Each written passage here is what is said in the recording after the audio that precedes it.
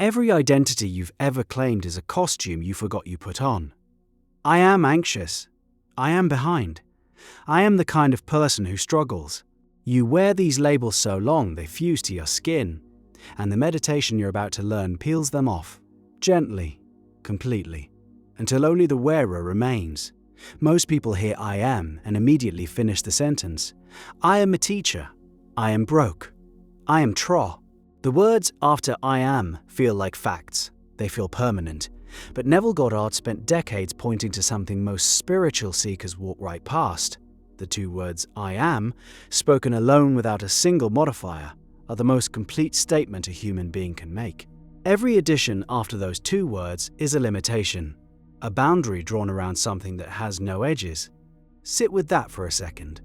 You've spent your entire life completing that sentence. What if the sentence was already finished? This is where the I am meditation begins. You sit down, close your eyes, and instead of reaching for a mantra or a visualization, you rest in the raw sensation of existing. You feel yourself being. The breath moves, the body hums, thoughts float past, like cars on a highway you're watching from a hill, and you stay on the hill. You let the cars go wherever they're going. Your only job is to notice that you're the one watching.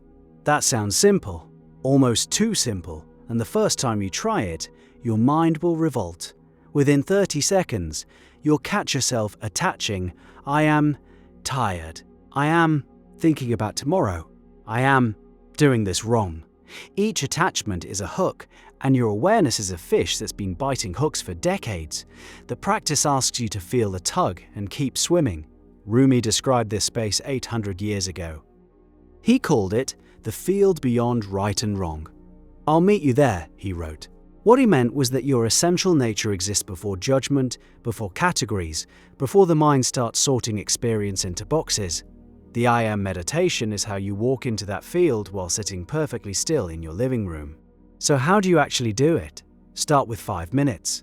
Set a timer so your mind stops calculating how long you've been sitting. Close your eyes. Take 3 slow breaths, not to relax, but to signal a shift. Then drop every label. Drop beginner. Drop beginner. Drop your name if you can. What remains when you subtract everything you've been told you are? A presence remains. Warm, alert, unconditioned. You'll lose it almost immediately. A thought will arrive wearing a costume of urgency, a bill you forgot, a conversation you need to have. And suddenly you're no longer awareness. You're a person with problems again. This is the critical moment. The temptation is to get frustrated, to judge yourself for losing focus. That judgment is just another label. I am bad at meditating. See the pattern? Every reaction is another completion of the sentence you're trying to leave unfinished. The return is the practice. Each time you notice you've attached a label and gently release it, you strengthen something. Think of it like a muscle you've never used. Your whole life, the labeling muscle has been dominant. The awareness muscle, the one that watches without naming, has been atrophied. 5 minutes a day starts rebuilding it. Goddard taught that this unconditioned I am is your connection to what he called the Father, the creative power behind reality itself. When you rest in pure being without conditions, you touch the source from which all conditions emerge. Every I am broke and I am successful springs from the same wellspring. The meditation takes you upstream of all those tributaries, back to the river itself. There's a practical consequence here that goes beyond relaxation. When you spend time in unconditioned awareness, the labels you've been carrying start to loosen. That identity of I am someone who can't catch a break begins to feel less like a fact and less like your skin. It starts feeling like a coat. And coats can be removed. This is why Goddard connected the I am meditation directly to the art of conscious creation. You can only choose a new identity after you've experienced yourself. Without any identity at all, the space between dropping the old label and picking up a new one, that gap is where freedom lives. But the gap is uncomfortable. Your ego treats identity the way your lungs treat air.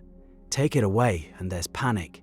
The first few sessions of this meditation might bring up anxiety, restlessness, even a strange grief. You're mourning versions of yourself that felt real. The anxious one, the overachiever, the person who always needs to fix something. These aren't enemies, they're familiar. Letting them float past without grabbing them can feel like watching old friends leave a room. Stay anyway, the discomfort is the threshold. A practical tip that changed my understanding of this practice: use the body as an anchor. When thoughts pull you into labeling, bring your attention to the sensation of your own hands. Feel the warmth in your palms, the faint pulse in your fingertips. Your hands don't have an opinion about who you are. They just exist. They're pure I am in physical form. Rest your attention there, and the thoughts quiet, because you've given awareness somewhere to land that requires no story. Some days, you'll sit for 5 minutes and spend 4 of them chasing thoughts. That counts. Those 4 minutes of noticing you were chasing thoughts are 4 minutes your awareness muscle was flexing. The only failed session is the one you skip entirely. As the practice deepens over weeks, something shifts beneath the surface. You start catching yourself in daily life, mid-sentence, mid-worry, and recognizing the label in real time. "I am so overwhelmed right now," transforms into a quieter observation. There's overwhelm happening. I'm the one noticing it. The distance between those two statements is microscopic in language and massive in experience. One is drowning, the other is watching waves from the shore. Meister Eckhart, the medieval mystic, described the same territory from inside the Christian tradition. He wrote about finding God in the ground of the soul, a place before images, before thoughts, before even the desire for God. Pure awareness, resting in itself. Eckhart nearly got excommunicated for teaching this. The institution wanted labels. He was pointing to what exists before all labels are born. You carried this capacity. Right now, you carried it before you read a single spiritual book. Every night when you drift towards sleep, there's a sliver of time when your name, your problems, your entire biography dissolves. And you still exist. That sliver is the I am state. The meditation simply teaches you to widen it, inhabit it while fully awake, and recognize it as your truest home. The discipline is in the subtlety. You're training yourself to prefer being over becoming. The whole world runs on becoming. Become richer, become thinner, become more enlightened. The I Am meditation asks you to stop the conveyor belt for 5 minutes and discover that you're already complete before any of those projects begin. The completeness was never something to achieve. It was something to uncover beneath a pile of labels you've been collecting since childhood. Critics might say this sounds like spiritual bypassing, sitting in bliss while ignoring real problems. Fair pushback, but the practitioners who go deep into this work report the opposite. When you operate from unconditioned awareness, you respond to problems with clarity instead of reactivity. The bills still need paying. The conversation still needs having. You just approach them as awareness, wearing the temporary costume of person handling finances, rather than as someone whose core identity depends on the outcome. Start tonight, 5 minutes before bed. Eyes closed, 3 breaths, then let the sentence hang unfinished. I am. Period. Full stop. Feel what's left when every description falls away. Feel the warmth of existing without needing a reason to exist. The labels will come back. They always do.